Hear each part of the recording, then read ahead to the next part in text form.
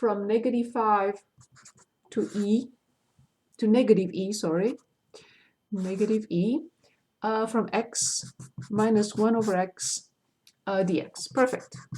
Good. So, first of all, we have to find the antiderivative. And we know that this is x squared over 2, because when I differentiate x squared over 2, I get x minus the integral of 1 over x is natural log x, natural log of the absolute value of x. And this is from -5 to negative e. Now, I have to plug in negative e, but negative e squared will be e squared over 2. Now, when I plug in negative e, the absolute value is e, and natural log e is 1. Minus, better to write parentheses. Now I plug in -5, so I get 25 over 2. And when I plug in -5, I get the absolute value of -5, which is 5, and natural log 5. So natural log 5. Now I will distribute -1. So I have e squared over 2 minus 1 minus 25 divided by 2 and plus natural log 5. The only thing I can do is combine these two. So e squared over 2 and minus 27 over 2 plus natural log 5. I will not attempt to do anything else. I will just leave it alone. Is this better? Is this okay? Yes. Yes, it is. Any step, any questions, anybody? Okay, is there anything else? Are there other problems that you would like to look at? Anything else that you worked on? Could we go over 60 on that same page? Of course, absolutely. As you know, it's always my pleasure to go over any problem. Oh, I'm sorry, let me share my screen first. Okay, so you said 60. Very good. So Sally Sweets finds that the marginal revenue in dollars per pound, of course, to measurement units, is R prime of x equals to x to 1 over 6. Good. Find the total revenue when 300 pounds of maple coated becomes R produced. Okay. So first of all, in order to find R of x, we have the integral from 2x to 1/6 dx. And this is 2x to 1/6 plus 1, which is 7/6, divided by the same number, of course, plus a constant c. And I have to flip. So I have 12 divided by 7, x to 7/6 plus a constant c. And this is the function. Which function? The revenue function. So given the derivative, I can go backwards and determine the integral that is given us, is going to give us the revenue function. So this is a family of functions. So we are basically asked to find the revenue when 300, I think, just to make sure, it said 300 pounds. Okay, so x is pounds of maple coated. Good. So that's one way of presenting the work.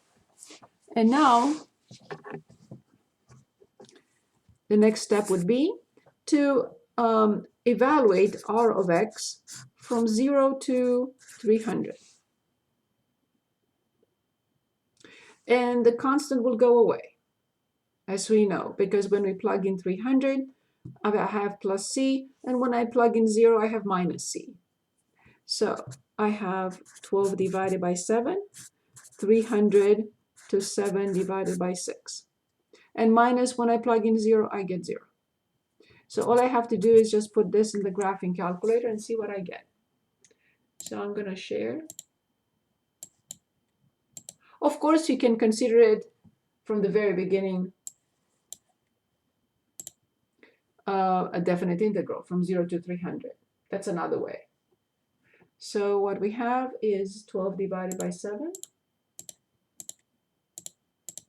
and then multiplied by 300, and to power 7 divided by 6.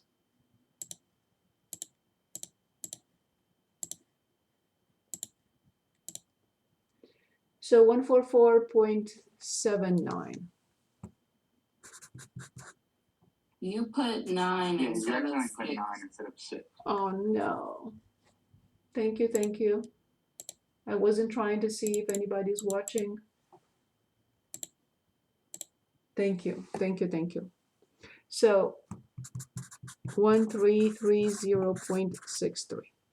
Thank you very much. No intention to trick you by any means. My mistake. Good. Other questions? Thank you. My pleasure. My apologies. Good. Anything else? Other questions? Is there anything else we need to look at? Any other problem? Maybe from Pearson? Anything else?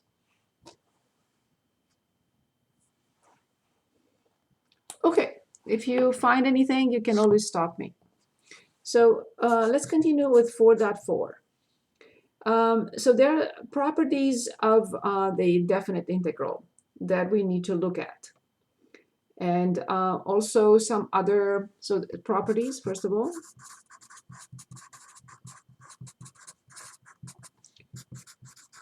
Of the definite integral. It has many, but we are restricted. We're going to have just a few. Properties of the definite integral. And also, so this is number one. And number two is something about an average value for continuous functions. Average value of a continuous function on a given interval. So this is what we are going to look at in section 4.4. Okay, so here's one property. Let's suppose I have a function. This is f of x. And let's suppose I have here a, I have here b, and I have here c. So obviously, this is the area or the integral from a to c, I meant to write, from a to c from f of x dx. So this is the entire area from a to c from f of x dx. But I can break it up into two integrals that make up the integral from a to b, or the area between a to c, I meant. So I have a to b and the integral from b to c. I can split it into two pieces. They don't have to be equal. It doesn't matter. It can be here, it can be here, it doesn't matter. So I can split it in two or more. And of course, f of x dx. F of x dx. And of course, we can go backwards. So if I'm given this, I can condense it into a one integral. So that's one property that we wanted to look at. There are other properties, like, for example, the integral from a to a from f of x dx is always 0, because there is no width. In other words, the integral from 3 to 3 from x squared dx is 0. There is no width. There is no area, actually. Another property, the integral from a to b from f of x dx is the same with the opposite, swapping the limits of integration from b to a from f of x dx. Okay. Another property will be the integral from a to b from f of x plus g of x dx Of course, this is the same with the integral from a to b from the first function plus the integral from a to b from the second function.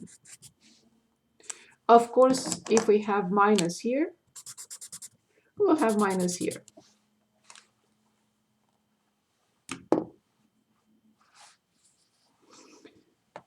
Okay, one other, I wouldn't call it property, but how do I calculate area between or among curves? So let's suppose I have the following scenario. Let's say this is function g of x, and let's say this is function f of x. And let's suppose I'm interested in calculating this area. This area will be, of course, between a and b, from the point of intersection to the point of intersection. So it's the integral from a to b, from the upper minus the lower. How come? Well, because it's this area minus this area. So upper minus lower. In this case, f of x minus g of x dx. Okay, so what are we going to do with this? Let's look at some applications, and then we'll come back for the average value of a continuous function. I'm just looking at the page number. The page number is 425, so I'm going to share. Okay, 425.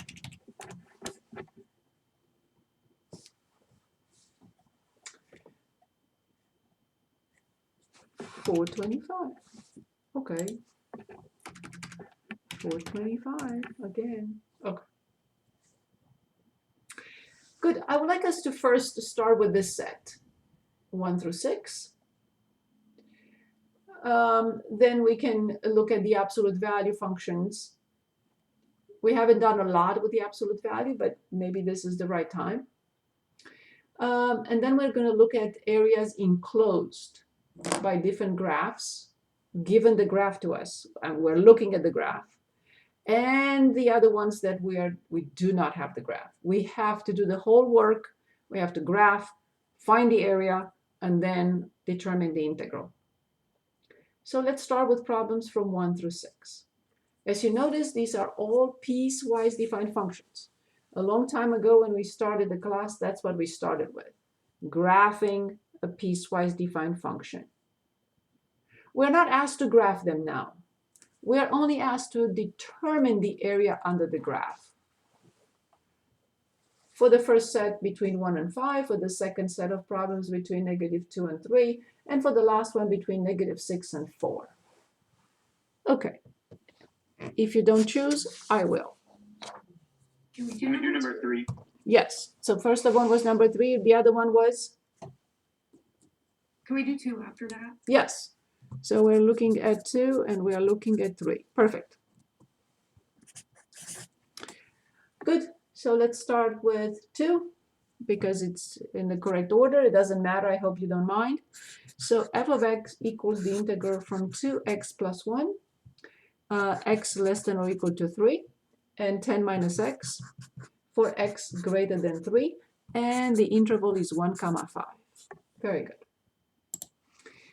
So we're not asked to graph this function. I don't really care how it looks like, but I know for sure that I have the interval 1 to 5, and there is somewhere a 3. Okay, here's a 3.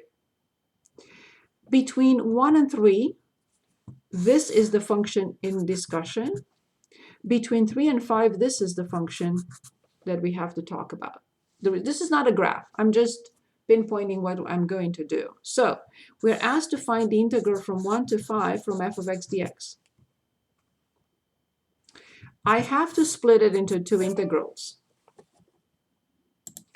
The first integral is between 1 and 3 from 2x plus 1, of course, dx. No integral without dx, please. And the other one from 3 to 5 is from 10 minus x dx. Which property is this? Is the very first property that we looked at. I'm asked to find the integral from 1 to 5, but I have different functions. I have a function between 1 and 3 and a different function from 3 to 5. Good. So then I continue. So this is 2x squared over 2 plus x from 1 to 3 plus 10x minus x squared over 2 from 3 to 5. All we have to do now is plug in the values accordingly, meaning using the fundamental theorem of calculus, part 2, and calculate this. So I have 9 plus 3 minus 1 plus 1 plus 5. 50 minus 25 over 2 minus, careful now, 30 minus 9/2. Let's take a moment and look at this again.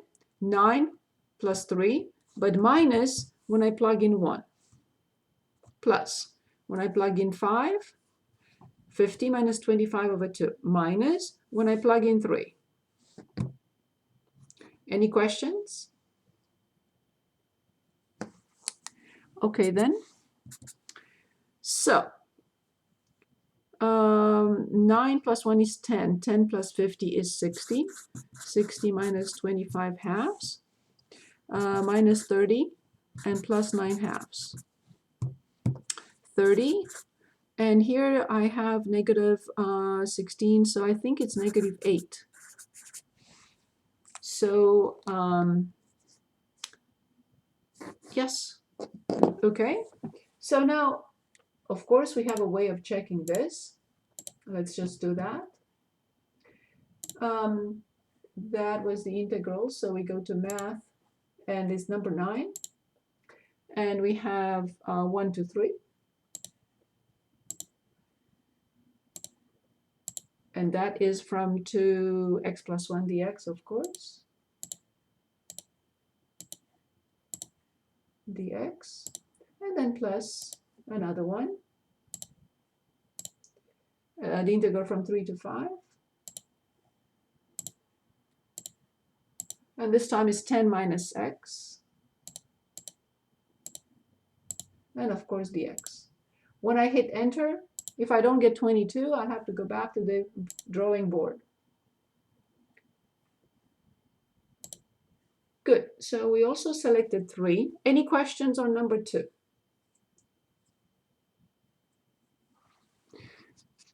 Okay. Let's look at, you selected number 3. So let's look at 3 now. 3. G of x is negative x squared plus 5 for x less than or equal to 0, and x plus 5 for x greater than 0. And the interval is this time negative 2 to 3. Of course, all is the same. So the integral from negative 2 to 3 from g of x dx, there is a break at 0. So negative 2 to 0 and 0 to 3. Of course, I have to be careful which functions I put in. So less than 0 is a negative x squared plus 5 dx. Greater than 0 is x plus 5 dx. Is this okay? Is this okay so far? Yes. Any questions? Please stop me. So negative x cubed over 3 plus 5x from negative 2 to 0 plus x squared over 2 plus 5x from 0 to 3. I like the 0 always because when I plug in 0 for not for e, right, or something else maybe, but polynomials, when I plug in 0 I get 0. But now careful, minus. When I plug in negative 2, so this is 8/3 with minus in front, but this will be negative 8 with minus. and minus 10. Plus, when I plug in 3, I have 9/2 plus 15. Minus when I plug in 0, there is nothing. So therefore, negative 8/3 plus 10 plus 9/2 plus 15. So negative 8/3 plus 25 plus 9/2, the least common denominator is 6, a 2, a 6, and a 3. Okay, negative 16. How much is this? Is it 150? 150 and 27. I hope my numbers are correct. You can always correct me, please. 27 minus 16 is 11. So I think I have 161 divided by 6. Very easy to check,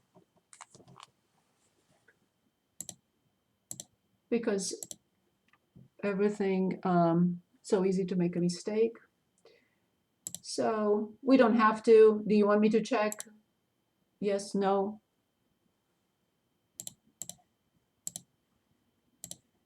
Not sure. Okay, then. Negative x squared, and then plus 5, and of course the x, and then plus 3, 2, sorry, it was negative 2 to 0.